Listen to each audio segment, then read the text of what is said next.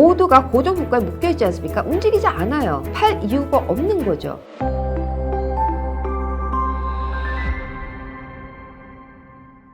안녕하세요, 김효지입니다. 저번 방송에서 NAR에서 발표한 기존 주택 거래 보고서를 통해서 시장이 어떻게 지금 변하고 있는가를 말씀드린 적이 있었는데요. 그런 과정에서 제가 요즘 많이 받고 있는 질문이 뭐냐면요, 미국의 집값이 거래량이 그렇게 절벽이었음에도 불구하고 내려가지 않았다. 도대체 이유가 뭐냐? 그러면 다들 아시는 게 수요가 그렇게 급격하게 축소되었음에도 공급이 부족했기 때문에 결론적으로 가격이 버텼다라는 얘기를 드렸었는데요. 그리고 2025년도에 인플레이션율이 많이 진정되고 있지 않습니까? 안정권에 들어가지 않습니까? 그런데도 왜 월세는 이렇게 낮아지고 있지 않은가? 이런 얘기들을 많이 하실 텐데요. 월세가 올랐는데 왜 집값이 오르느냐? 아니면 월세가 올랐는데 왜 집값을 방어했느냐? 그 질문에 대한 답을 드리려고 합니다. 지난 2022년 이후로 고금리 환경으로 우리가 들어오면서 거의 2년 반 이상을 고금리 환경 속에서 많이 겪었던 것은 주택을 구입하기가 힘들었고, 그러다 보니 임대시장으로 수요가 많이 몰렸다. 그래서 임대시장의 임대료가 많이 상승했다. 그런데 임대료가 상승했는데 상승된 임대료가 미국의 집값을 받쳐줬다? 좀 이해가 안 되시죠? 실질적으로 우리가 이 원리를 알면은 이해가 쉬우신데요. 고금리 동안에 계속적으로 월세가 올랐지 않습니까? 자, 그러면 그거를 갖고 있는 기존 주택 소유자들을 우리가 비교를 해볼 수 있겠다. 자, 미국에서는요, 대부분의 단독 주택을 보유하고 있는 소유자들이 소규모의 투자자들입니다. 기관 투자자들이 아니라는 겁니다. 그런데 그러한 소규모 투자자들이 미국 전역에 단독 주택을 보유하고 있는 보유량이 18%라고 합니다. 그들 중에서 대부분이 한 채만 갖고 있는 게 아니라 여러 채를 갖고 있다고 합니다. 그렇기 때문에 임대료가 낮아진다. 임대료가 낮아지면은 일단은 서서히 필요 없는 집부터 마켓에 내놓기 시작합니다. 그런데 그들이 집을 내놓지 않았던 거에는 두 가지가 있습니다. 자, 하나는 연방주택금융청에서 최근 2025년 2분기에 발표한 자료인데요. 미국 전역의 주택 소유자들이 5% 미만의 저금리를 보유하고 있는 비율이 70%가 넘는다고 합니다. 모두가 고정효과에 묶여있지 않습니까? 움직이지 않아요. 팔 이유가 없는 거죠. 우리가 투자자 입장에서 임대료가 계속 오르고 있어요. 그럼 현금 흐름이 좋지 않습니까? 더 팔 이유가 없다는 겁니다. 그러면 우리가 생각해 봤을 때 매물이 계속적으로 시장에 나와줘야 되고 수요가 계속적으로 있었을 때 그 시장이 튼튼한 시장으로 갈 수 있는 모습을 갖추고 있다고 우리가 얘기할 수가 있는 것입니다. 자, 매매 시장 어땠습니까? 공급도 부족했습니다. 그러나 매물이 상대적으로 작년, 재작년에 비해서 증가를 했기 때문에 상대적으로 많았던 것처럼 느껴졌을 뿐이지 미국 전역의 공급량은 아직도 팬데믹 이전의 수준과 비교했을 때 현격하게 부족한 상황입니다. 진로에서는 400만 채의 넘는 재고가 필요하다. 공급이 너무 많이 필요하다. 자, 거기에서 수요가 많이 축소됐지 않습니까? 금리가 너무 높아서 집을 살 수 있는 능력이 안 되는 사람들이 어디로 흘러갔다고 그랬어요? 임대시장으로 흘러갔다. 수요가 많이 증가를 했습니다. 반면 수요를 감당할 만큼의 임대주택이 증가하지 못했다. 그래서 월세가 계속해서 올라가고 있었다. 그런데 미국에서는요, 이 주거비 자체가 인플레이션율에 영향을 주지 않습니까? 지금 임대료가 내려가지 않기 때문에 한편으로는 인플레이션율을 낮추는데 방해를 했던 장애물이었다면 또 한편으로는 집값을 보호해주는 하나의 방패막 역할을 했다. 이렇게 볼 수가 있는 거죠. 자, 다시 한번 설명을 하면은요, 기존 주택이 저금리 환경 속에서 대출을 받았던 사람들이 팔 이유가 없었기 때문에 팔지 않았다. 결론적으로는 매매 시장에서도 공급이 부족했고 임대 시장에도 공급이 부족했다. 그랬기 때문에 임대료가 상승함으로써 주택을 갖고 있는 투자자 역시도 집을 팔 이유가 없었다. 그러나 그 공급이 현격하게 부족했던 것이 한편으로는 인플레이션율을 낮추는데 방해를 했던 장애물이었다면, 다른 한편으로는 미국의 집값 집값이 하방 압력으로 내려가는 것을 방어해주는 방패막이었다. 이렇게 우리가 볼 수가 있는 것입니다. 2025년은요. 고금리, 고물가, 그리고 저재고 이 세 개의 가장 안 좋은 조건을 다 갖고 있었던 한 해였습니다. 그것이 이제는 지난 9월 연준의 금리 인하가 발표됨으로써 적어도 긴축의 국면에서 벗어난다. 이제는 소비자 심리가 움직이기 시작했다. 아주 점차적으로 실수요자들이 더욱더 시장으로 흘러나올 것이다. 자, 그렇기 때문에 앞으로는 월세, 임대료가 부동산 시장의 미래를 결정할 수 있는 하나의 중요한 핵심 요인이 될 거라는 거 한 번쯤은 생각해 보시고요. 그리고 2026년 움직이는 회복기에서 임대료의 방향이 어느 쪽으로 향할 것인지 한 번쯤은 생각해 볼 필요가 있을 것 같습니다. 미국 부동산 전문가 김효지 대표의 네 번째 저서